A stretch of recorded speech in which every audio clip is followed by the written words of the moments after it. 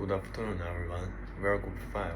Today, our presentation topic is Communities are losing safety, livelihoods, and hope as climate change intensifies global flood disasters. This topic consists of 4 parts. Next, my group members and I will explain each part in detail. Which allows the atmosphere to hold more moisture. Because of this, rainfall has become heavier and more frequent. As a result, floods today are more intense and unpredictable and no longer limited to certain seasons. In late 2025, Southeast Asia experienced severe flooding due to cyclones, strong monsoon rains, and La Nina conditions. Countries such as Malaysia, Indonesia, Thailand, and Philippines were seriously affected. These disasters caused widespread damage, displaced millions of people, and led to major economic losses. Significant and international organizations have confirmed that climate change has increased both severity and frequencies of such flood events.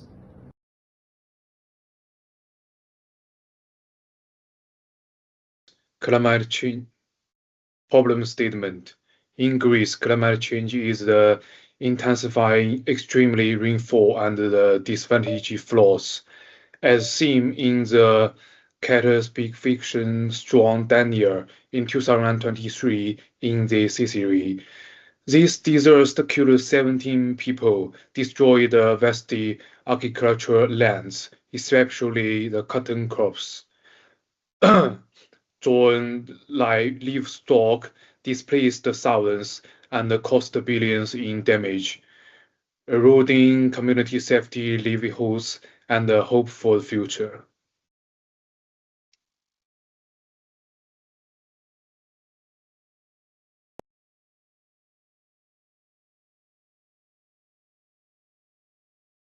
Research objectives. This study aims to assess the long-term impacts of climate intercepted floods on the Sicily's architecture, livelihoods, and community resilience, analyze how extremely events and safety, economic stability, and hope in the affect Greek communities, identify the pathway for the adaptations and recover to build future flood resilience.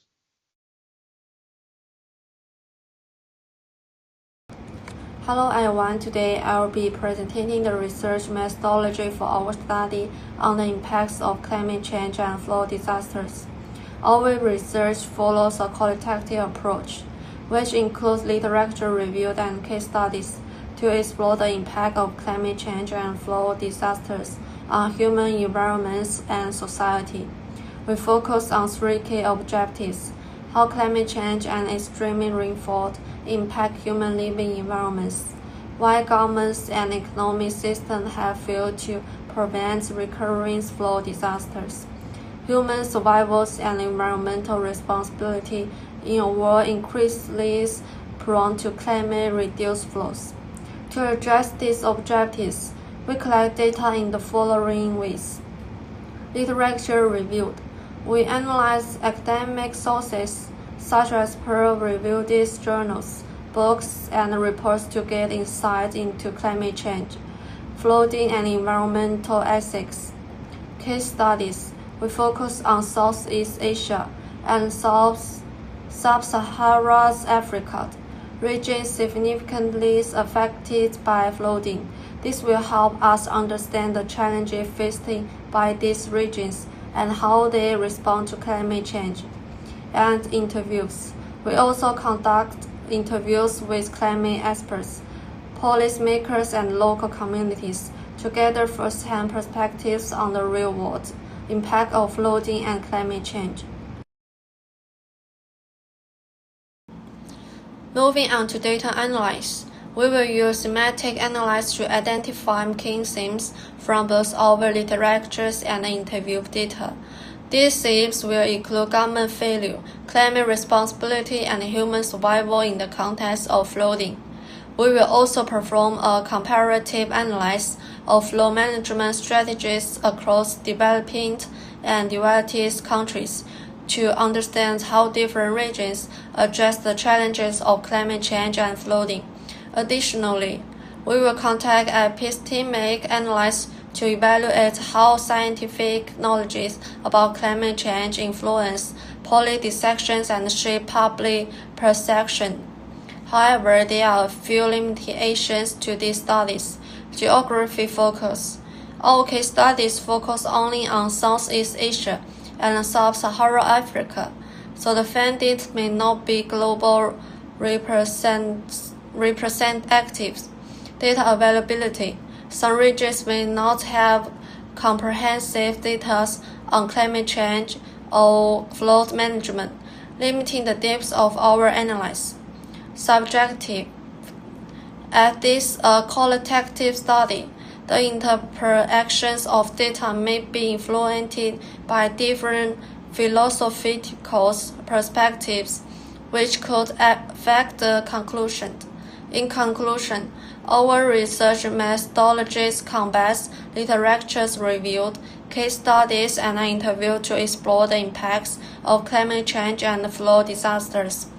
Through thematic, comparative, and epistemic analysis, we aim to provide valuable insight into the philosophical and ethical issues surrounding these global challenges. Good afternoon, everyone. Today, I would like to introduce the background of relative thinking and how the concept has developed over time. The idea of relative thinking can be traced back to John Dewey, who in 1933 described it as a form of systematic analysis, a way of carefully examining our experience, actions, and beliefs. Dewey explained that reflection is active, present, and careful consideration. The definition laid the foundation for understanding reflection as a structured mental process rather than a spontaneous fiction. His work posited relative thinking as a central element in how people process experience and construct knowledge. Several decades later, the concept was further expanded by Donald Stone in his important 1983 work, The Relative Pattern. Donald explored how professionals think and make decisions in complex or uncertain situations. He introduced two important cultures of reflection. The first is reflection in action, which refers to thinking during the event. This concept highlights that reflection can occur in real time, allowing individuals to adjust their action and decision as situations unfold. The second is reflection on action, which happens after an event has ended. The type of reflection involves looking back on what happened, analyzing it, and drawing insights that can inform future processes. Together, Dewey's early situation foundation and Donald later practical framework from the common background of modern relative thinking. Their contributions shows how reflection evolved from a philosophical idea into a key concept used across education, professional training, and many practice-based fields. Okay, my part is finished. That's all. Thank you.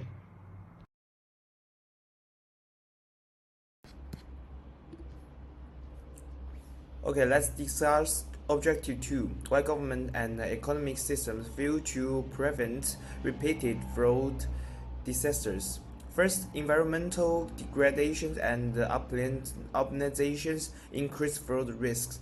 Deforestation and poor drainage systems make cities more vulnerable to flooding. Second, developed countries reduce flood loss through stronger institutions and early warning systems, while developing countries face financial and capacity limitations.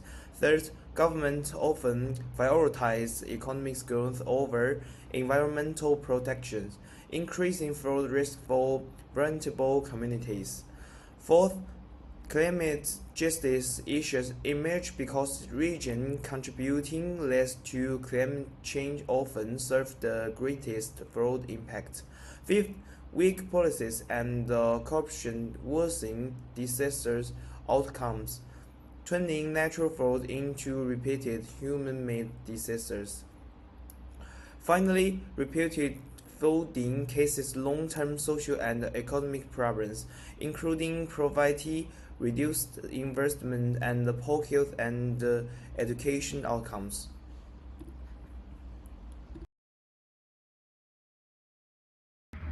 This slide summarizes Objective 3, which focuses on human survival, meaning and social responsibility in flood-prone areas. Research shows that survival in flood disasters is not only about physical safety. Floods also affect people's job, daily life, dignity, and long-term security.